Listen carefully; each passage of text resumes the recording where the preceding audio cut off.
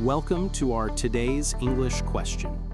This episode is part of the Getting to Know Each Other series. The focus is on asking one question at a time and helping you learn new words and get to know yourself better. Today's question is, do I have pets? This might seem like a straightforward question, but the answer can tell us a lot about our personalities, our lifestyles, and what we value. Let's explore this together, and along the way, we'll pick up some useful vocabulary related to our furry, feathered, or scaly friends. So, let's start with the most direct answer. Yes or no? If your answer is yes, that opens up a whole world of possibilities. Think about the kind of pet you have. Is it a dog? Dogs are often described as loyal, energetic, and playful. People who own dogs might enjoy being outdoors, going for walks, or playing fetch. They often appreciate companionship and the unconditional love that dogs provide. Perhaps you have a cat. Cats are frequently seen as independent, graceful, and sometimes a bit mysterious. Cat owners might enjoy a quieter, more relaxed home environment. They often appreciate the subtle affection and the calming presence of a cat. What about a smaller creature? Do you have a hamster or a guinea pig? These small mammals are often kept in cages and can be very engaging to watch. They're a great option for those who might not have the space or time for a larger pet. They can be described as curious and active. Maybe you have a bird. Birds can be colorful, vocal, and intelligent. Owning a bird can be a very rewarding experience as they can learn to talk or perform tricks. People who have birds might enjoy the lively atmosphere they bring to a home. Or maybe you have a fish. Fish can add a sense of tranquility and beauty to a room. Watching them swim can be very meditative.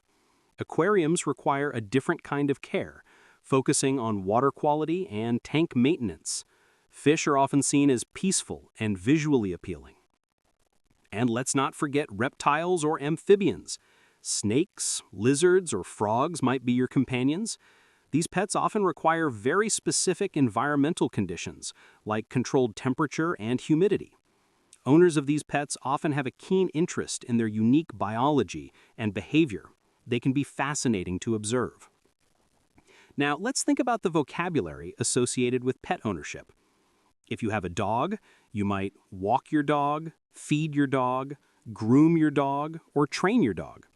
You might take your dog to the park or to a doggy daycare.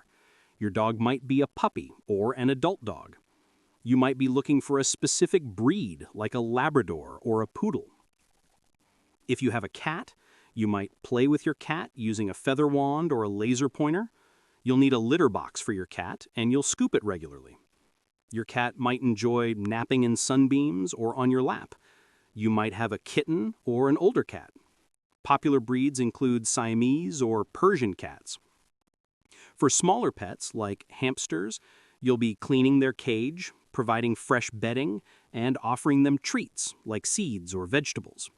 They often run on a wheel and burrow in their bedding. Bird owners will be cleaning their bird cage, providing fresh food and water, and perhaps spending time talking to their bird or teaching them new sounds. Some birds are known for their ability to mimic human speech. Fish owners will be monitoring the water temperature, performing water changes, and feeding their fish appropriate food. They might have a freshwater aquarium or a saltwater aquarium, each with its own set of challenges and rewards. Reptiles and amphibians owners will be managing terrariums, ensuring the correct lighting and heating, and providing suitable food, which could range from insects to specialized pellets. Beyond the type of pet, owning a pet involves a commitment. It means responsibility. You are responsible for their well-being, their health, and their happiness. This includes providing them with food, water, shelter, exercise, and veterinary care. When you think about your pet, what words come to mind? Are they energetic, calm, affectionate, playful, independent, demanding? Do they bring you joy? Do they make you laugh? Do they offer comfort when you're feeling down? These are all important aspects of the human-animal bond. Now, let's consider the other side of the coin.